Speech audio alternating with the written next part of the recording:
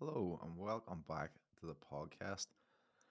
So it's been a while since I last did an episode. There's been a lot fucking happening on my end, but this topic has come up quite a lot in the last couple of weeks. In terms of relevance, I think this time of year can tend to heighten it for a lot of people. A lot of people tend to go through big life transitions at certain points of the year, I suppose, without waffling, but Christmas time brings a lot of stuff up for people, being around the holidays, being around family in particular. Can bring us to reflect on what's working and what's not working in life. And also looking at why do we tolerate such fucking madness in relationships? Why do we stay? And unhealthy dynamics is pretty much what I'm going to be talking about today. So, reasons we stay stuck, reasons we settle or feel paralyzed to make change in relationships we know we've outgrown, we don't really want to be in, and what things have to happen to create a catalyst for leaving um, and to do something about it. Now, this is something that I'm going to talk about just purely from a place of curiosity. Like many people find themselves in these situations, it's not something anybody actively chooses. But yet, there's a lot of dilemmas that can go on when you're trying to figure out the best way to navigate this. So, again, no judgment. It's just looking at it from the place of this is sometimes some of the stuff that's going on under the hood. So, if you're somebody you know is in a long term relationship, it's not fucking working, or you can see that there's things going on that are quite toxic or maybe a bit difficult. And you're like, well, why don't they just leave? There's usually a lot of shit going on as to why they're stuck. So I'm hoping this will give people a good frame of reference, even just to send it on to somebody that you know that might be going through this. Hopefully, this sparks a bit of motivation or gives people food for thought to create a bit of change. So, one of the main reasons people stay stuck in unhealthy relationships is often the way I would kind of position it as the fear of the unknown versus the pain of staying in the same situation. So is the fear of leaving greater than the pain of staying?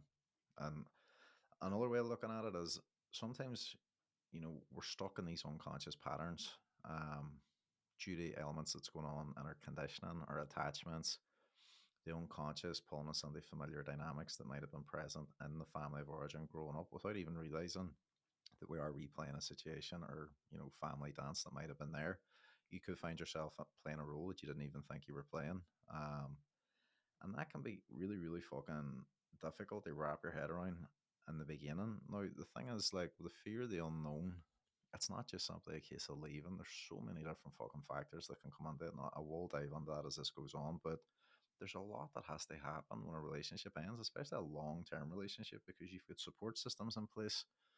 You might have shared friend groups, you might work together, you might have childcare obligations. There's loads of different things. There could be financial dependency. And for some people, they'll settle simply because it's familiar. It's comfortable. They're not in enough pain. I know it sounds a bit strange, but they're not. The catalyst they leave isn't great enough. Their familiar day to day existence is manageable, even though they're not really happy, even though they're not really fulfilled, even though they know on some level things are wrong.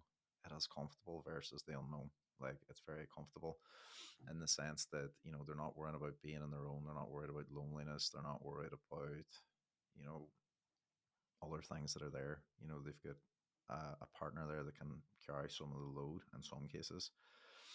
And that can be quite difficult to break that pattern, especially when they're not in integrity or in alignment with the self. Like, they're operating from a place of knowing they're not being true to themselves, knowing that they're pushing down this inner knowing of, like, this recognition of this isn't really what I want, this isn't really the right relationship for me. Like, I've outgrown it, or it's not meeting my needs, or I'm not really fucking happy in it, but it's grand. It's comfortable. We'll stay for the wines, I'll stay for this person. And there's a whole load of other things that can be going on underneath that. But I think for some people, especially, people I've worked with, often the relationship with the self is the thing that needs to be worked on. And I'll talk about that a bit more as it goes on. But your relationship with yourself, as cliched as it is, really does set the tone for how you show up in a lot of your interpersonal relationships. And very often, when people are stuck or they're settling or they don't feel resourced, they might change. They are struggling with lower sense of self-esteem, lower sense of self-worth. So there could be feelings of inferiority, feelings of inadequacy, not really valuing themselves, not recognizing what they bring to the table. And often there can be other things going on, so shame, guilt, embarrassment, There can be fear about what other people will think should the relationship end, the judgments of others. There can be fear of confrontation around actually having to make the change, actually having to address what would need to change in order for that to shift. And then there's also social stigma. So, say a person's married or a person has kids, they somebody, and now the relationship's ending. It's the whole societal pressure, the whole judgment of what we think other people are going to think of them, and that they lose sight of their own personal needs within that. And that can be quite sticky, and it can keep a lot of people stuck. But the other way of looking at that is a lot of people don't give a fuck. Like, a lot of people really don't care as much as we think they care in that moment. And it's often like your immediate family, your immediate friends, obviously the systems of the partner, and the networks connected to them. And obviously, if there's any fucking kids in the mix as well, it's a big, big change. And it's not something that anybody takes lightly. But the social stigma and the judgments we put on ourselves are really, really crippling. They can be at times. Another element that can come into this, and I've talked about this in a lot of different ways, but the sunk cost. I've been with this person X amount of time, and I'm not really prepared to admit to myself that I'm wrong. So I've invested 5 or 6 years, I've invested 10 years, I've been with them X amount of time, and I don't want it to be a waste. So I'm going to cling on rather than recognizing, like, maybe this hasn't been performing for quite a long time. Maybe I haven't been happy for 3 or 4 years. Maybe if I just hold on, it might get better. And the thing is, like, if we were looking at that as, and the way this was first positioned to me when I was reading about it was like stocks. If you invested in stocks, you invested in a business, and now after 3, 4 years, it's not performing.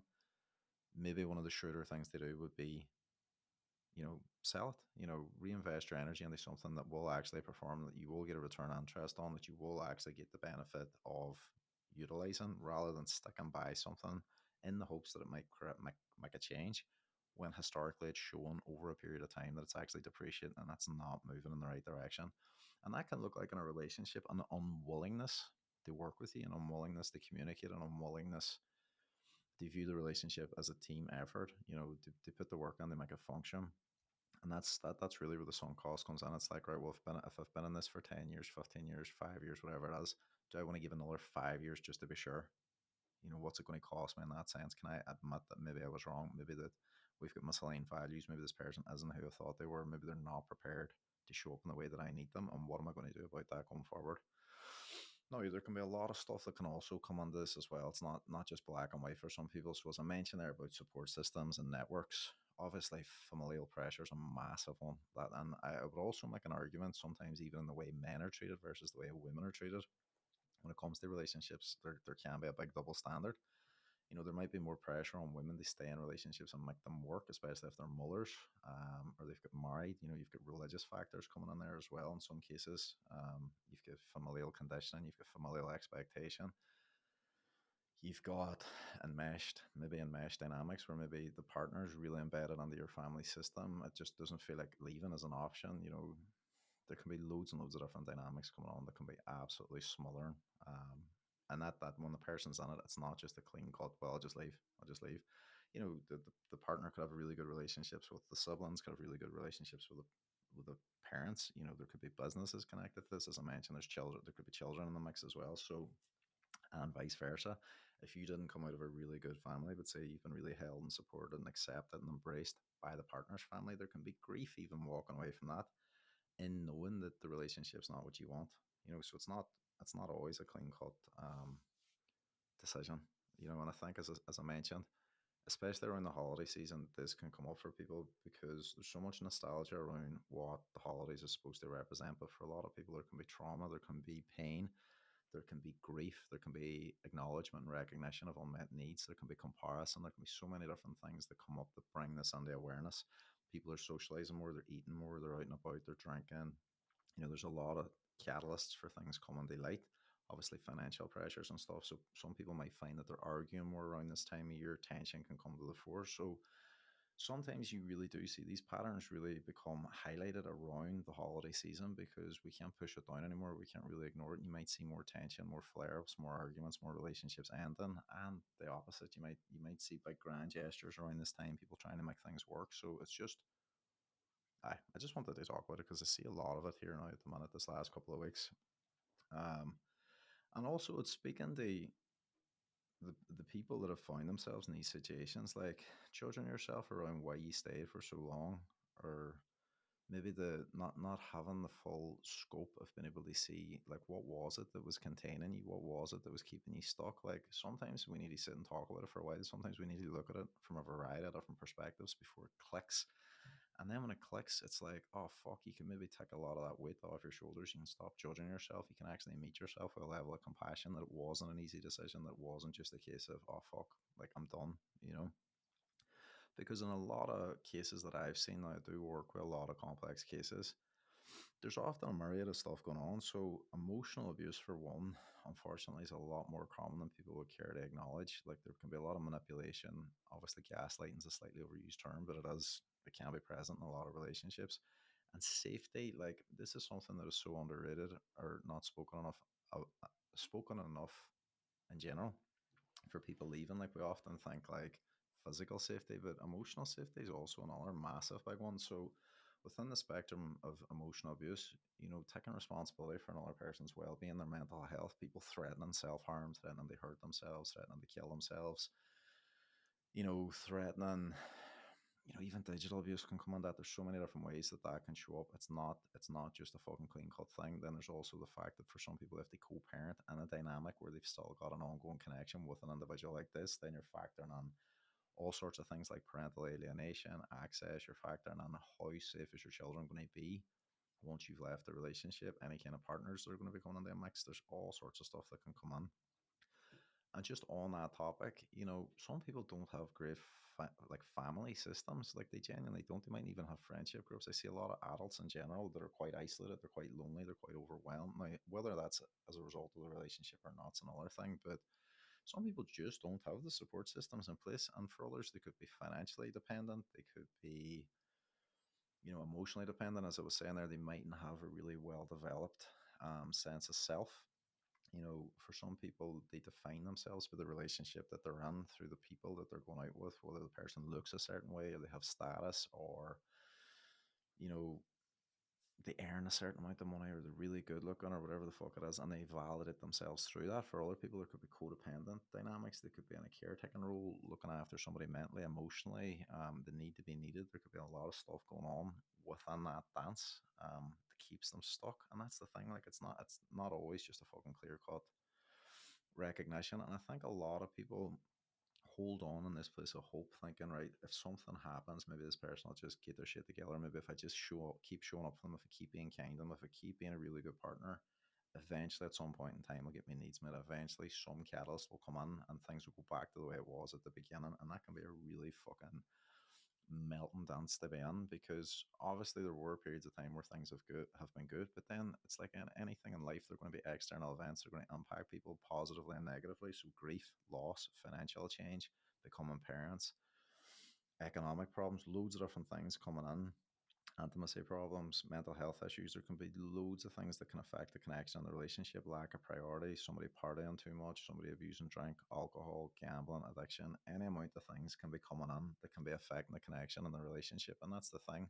that mightn't have been as an apparent problem in the early stages of the relationship. And people will hold on hoping that things are going to change, and that they're caught in the fucking nostalgia trap. They're looking back to maybe the very early stages of the relationship when things were good or things were less complicated, hoping that it's going to go back to that period of time. And that's the thing, it fucking doesn't. It doesn't unless there's a willingness for both people to sit down and actually talk, sit down and put the work in. And one person can't do it. Even though somebody can be mega fucking resilient, even though somebody can be mega intentional, doing all the personal development, doing all the coaching, doing all the therapy, like you can't be rowing a boat in one direction when somebody's rowing it in the other fucking direction or drilling a hole in your boat. You just can't. You can't fucking do it. And regardless how resilient you are, you will eventually hit a wall where you'll recognize how fucking emotionally burnt out you are, how exhausted you are, how hard it has been to make this work without feeling supported, without feeling like you're really getting your needs met.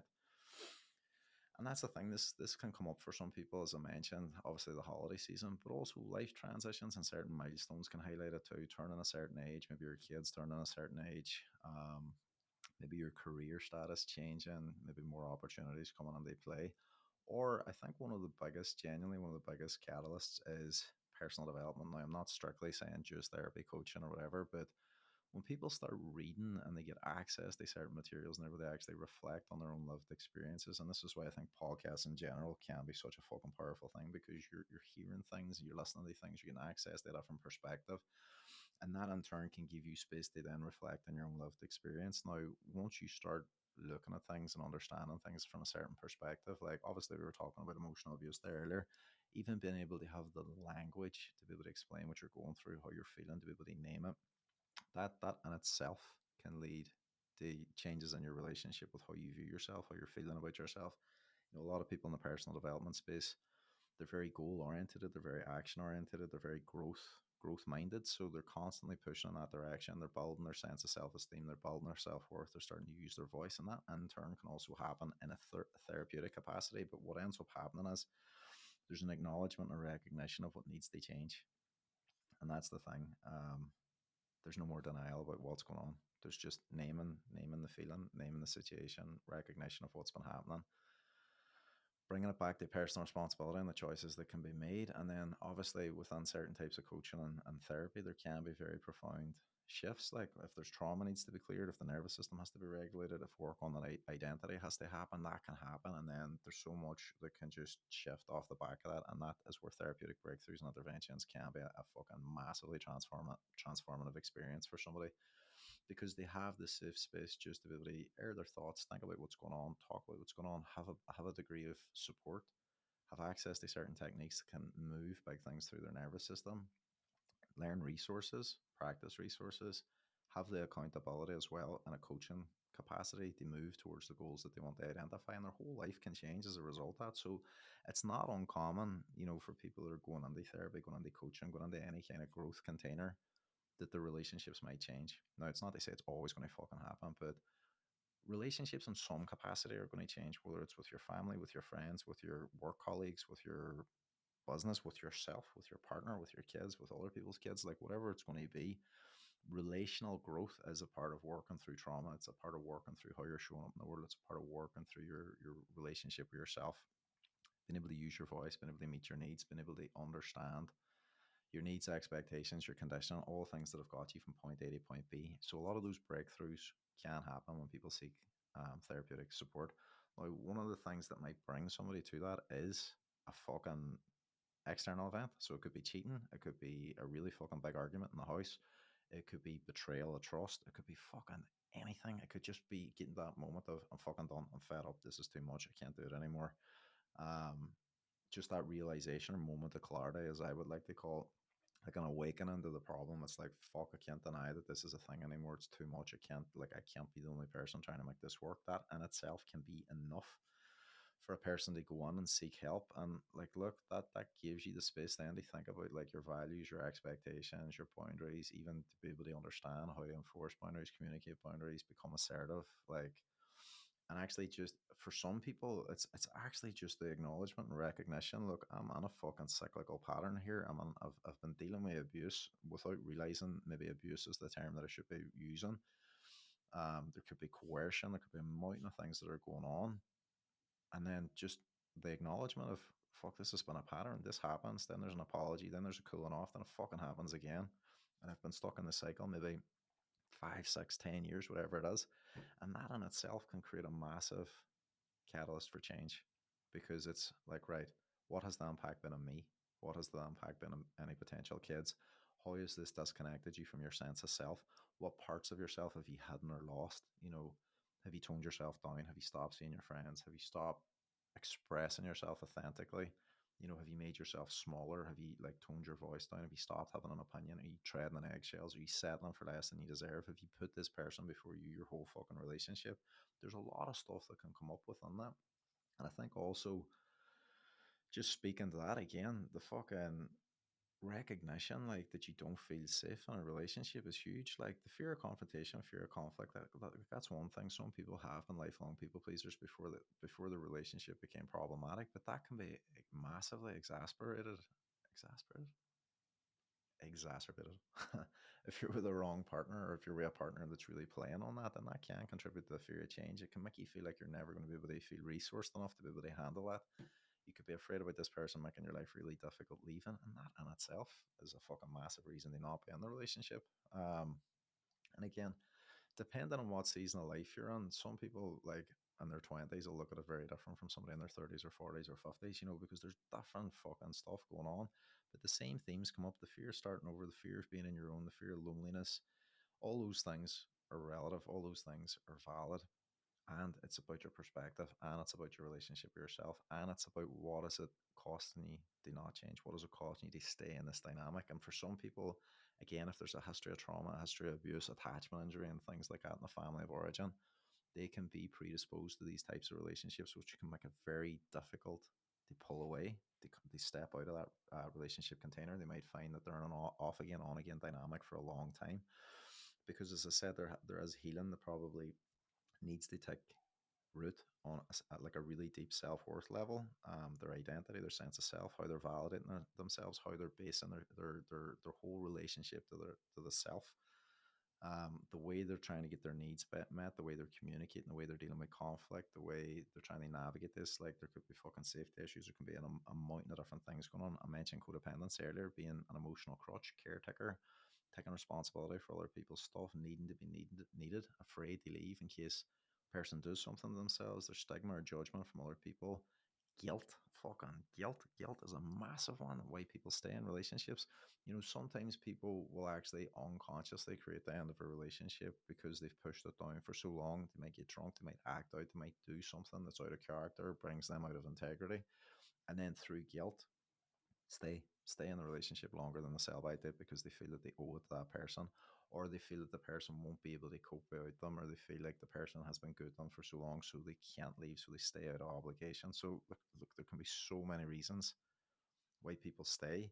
And I think, pardon me, for the people that have become married, there's so much other fucking pressure. Like, there's a lot of relationships where people get married and there was evident problems prior to getting married, and it just becomes exacerbated then post marriage. And it's like, well, we just got married, or this just happened, or this just happened. And like, look, the behavior is the behavior. It's the impact that it's having, and it's how it's affecting the sense of self. It's how it's affecting your quality of life. If you're not getting your needs met, if the person's not able to show up for you in the way that you need, if you're actively unhappy, or you're out of integrity, you're behaving in ways that aren't in alignment or congruent to you as a result of the container, you need to look at that. And some of the catalysts, and again, there might be a wee bit of overlap here, parallels, so I'm just going to run through this. Some of the catalysts that create change for people to actually leave these kinds of realizations. And it is kind of what it is, like hitting rock bottom, getting to that place of, what the absolute fuck am I doing in this relationship? What am I doing this person? Why am I going through this for the fucking 10th time? Person promised something was going to change. It hasn't changed. It's got worse. Person promised X, Y, and Z. I'm still in the same cycle a year, 2 years, 3 years down the line. It's not changing. If anything, it's getting harder. And sometimes the moment of clarity is, why am I choosing this? Why am I staying? Why am I exposing the kids to this? What does that impact me? What does that impact them? What do I actually want for life? Would I be better off out of this situation? Can I actually cope with my own? Can I be away from this? And that is so fucking hard to come to that conclusion. But sometimes that is an external event. As I mentioned earlier, that can be a breach of trust. That can be somebody doing something that just in that moment shatters the illusion of who you thought they were. And you really see it objectively, maybe for the first time in a long time.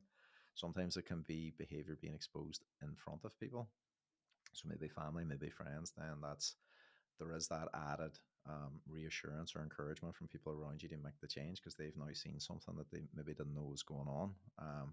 Therapeutic interventions, as I mentioned, so actually talking about something in therapy, putting two and two together, recognizing that this is maybe a really dysfunctional or abusive dynamic that you're in, and then having the support to create breakthroughs in a gradual way to be able to create change. And all that goes hand in hand, as I mentioned, with like actually working on your relationship with yourself. Sometimes it means leaning on a support network. Sometimes it means creating a support network so that you are no longer isolated. Maybe reconnecting with friendships that have been lost, reconnecting with family if it's relevant or if it's possible. But all that work on the self, all the healing that happens around the identity, knowing who you are, knowing what you want, recognition of your self worth, knowing that you deserve better than this dynamic that you're in, but also taking complete ownership of your part within that, the good and the bad, the entire story, the ways that you showed up that weren't good, the ways you coped that weren't good, the way you acted that wasn't good, that contributed to staying in this cycle. That is one of the big things that can happen in the therapeutic container, is that knowledge and that awareness. So you don't carry that forward in the future relationships now do that as still again another moment of clarity. It's like, oh fuck, I can see through my communication, I can see through conflict and repair how I might have made that worse. I can see ways that I acted out that, you know, maybe I escalated things. There can be a lot of learning that can happen in those containers that can massively change how you're showing up in future relationships. For some people, it is a shift in priorities. You know, one of the things that I've seen even in the therapeutic space is like when, as I mentioned, personal development there, when some people are going through rapid growth over a period of time, sometimes they realize that like they've just outgrown the relationship. They can see like this is no longer what I want. I no longer fit in this container. I don't feel like our values are aligned. I don't feel like we want the same things anymore. And there can be grief in that for the other person, but sometimes that can be the catalyst for the person leaving the relationship. Maybe that relationship functioned when they were a less equipped, less resourced, less empowered version of self. And sometimes through that growth and sometimes through, you know, some of the work that they've done on themselves, they recognize, right, I don't want this anymore. And that can be quite hard. And that's where I said all those other things why people stay can start to come to the fore, like worrying about what people think, social pressure, family pressure, all those different things start to come up. But when the person's went through a lot of growth, they do feel more equipped to be able to leave in those situations. Now, again, wanting better for your kids is a big one. And I think like when you can see that a cycle has become really detrimental, really dysfunctional, they're not safe, or maybe they're being exposed to certain behaviors or coping that's just really not good for them, that can be a massive, massive, massive catalyst. Because often what I find is people will act, not always, but some people will act very quickly on behalf of others before they'll act on themselves, act on their own behalf, depending on where they are in themselves and the relationship to the self. But sometimes, like when a line has been crossed, when it comes to kids or it comes to somebody really close to them, they just get that clarity and boom, it's done. They're out. They're not hanging about. They're like, no fucking more. It's done. Um, and that can be a massive catalyst. And as I said, like the acknowledgement and recognition of I keep choosing this and I'm not changing it and I'm caught in this pattern and I can see the patterns playing out again and again and again and again. And it's like I'm fucking done. For other people, you know, I don't speak about this enough. I don't speak about it a lot, to be totally honest. It comes up more in like work with clients and stuff, but masculine and feminine polarity is also something that is really, really important within relationships. And I think because I work with a lot of females, I'll say it from the perspective of sometimes when there's a lack of leadership, a lack of vision in the relationship, a lack of direction, a lack of decision making, uncertainty, and that person has to feel like they're in the masculine. They have to take on the role of being the mother, the fucking partner, the breadwinner, and there's so much pressure where they feel like they're maybe juggling two different gender roles and they're completely in their masculine as well. That can be really fucking overwhelming for some people. And they're like, look, I don't want to have to fucking be all things to all people. I don't want to have to lead. I don't want to have to be the head of the household. I don't want to have to be like the mom and go out and be the breadwinner. And I have to be in the masculine and the relationship. I have to decide everything. I have to be this switched on fucking empowered person. Like sometimes they want to be in the feminine, they want to be supported, they want to be able to relax and have ease and flow and have a very confident, self-assured person that's able to, you know, lead, be decisive, where they feel held and supported, where there is that sense of masculine structure. And if that's not there and they recognize that it could be there or should be there, that can sometimes factor in the why they create change, because it's like, look, this is who I need to make this relationship function. That person isn't able or is unwilling to make the changes necessary to make this work. That can affect attraction, it can affect intimacy, it can affect connection, it can affect so many different things. But that can also be a catalyst and a factor for the relationship ending as well. um so why, as I mentioned, like other than that, like one of the big ones, as I mentioned, trust being broken. So that could be cheating, it could be infidelity, it could be any amount of things, betrayal, any amount of things that would fall into that category.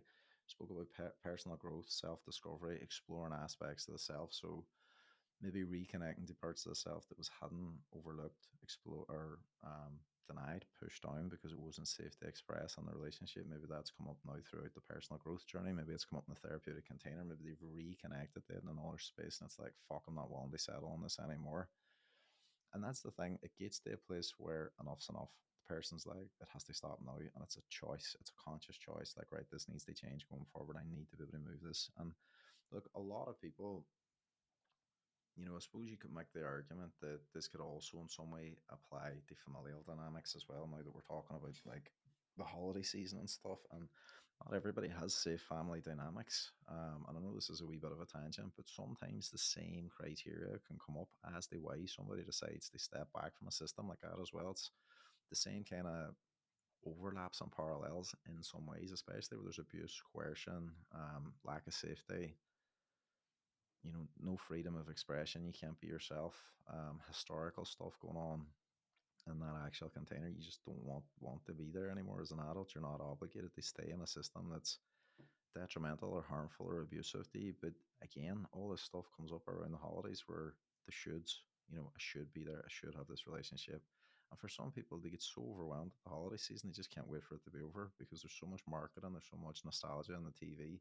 A lot of inner child stuff comes up. A lot of people recognizing unmet needs, pain from the past.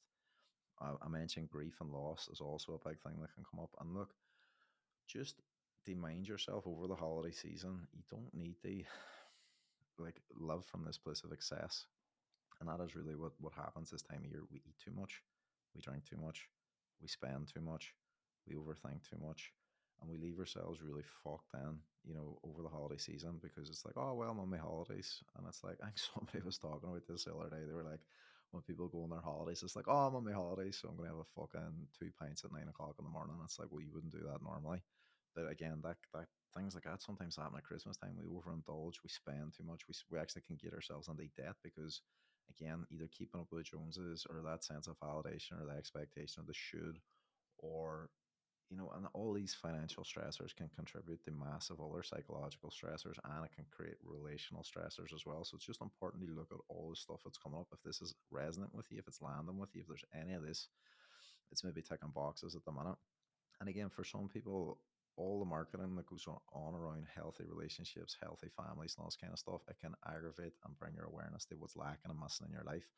And again, the coffin season, holy fuck, while I'm on this, sometimes you'll have people come out of the woodwork around this time of year trying to access you, trying to hook up with you, promising you one thing and then, not showing up. And then even with your co-parent, maybe with strange partners and stuff, sometimes this can bring up the idea around, well, I want the family unit to work, I want this and that and the other to work. But you have to look at it from the perspective of what's different. Like, how is this person showing up any differently? And I know I'm kind of rambling about a few different things because I know this is relevant to a few different people who've spoken to during the week, but it's just important to recognize like it can be a very destabilizing time coming into December, especially with all the marketing and stuff that's going on, especially hearing other people's plans, other people's experiences in their relationships, and it's just being mindful. Self care is such a fucking important thing at this time of year.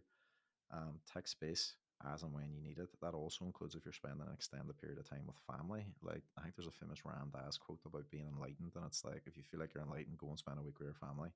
Because all your old triggers come up, all your old wounds come up, all your old attachment stuff comes up, and it's normal to get overwhelmed. So again, don't throw your fucking self care routine out the window.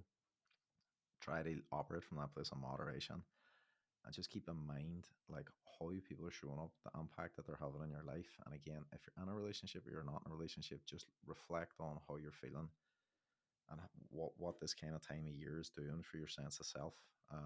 Because it is possible that stuff might come up over the coming weeks, especially as I said, with all the nostalgia around families, historical stuff from your own family background. If you're a parent yourself, that can bring up unmet needs. It can remind you of your own stuff growing up, as well as trying to like be a real present, attuned, and attentive parent for your own kids.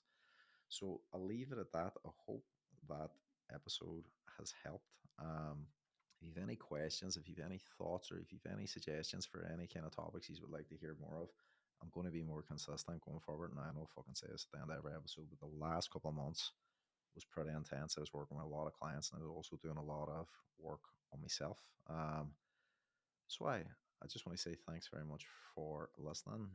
If this is a topic that would be helpful for somebody you know, please share it with them. And I just want to say thanks again for listening.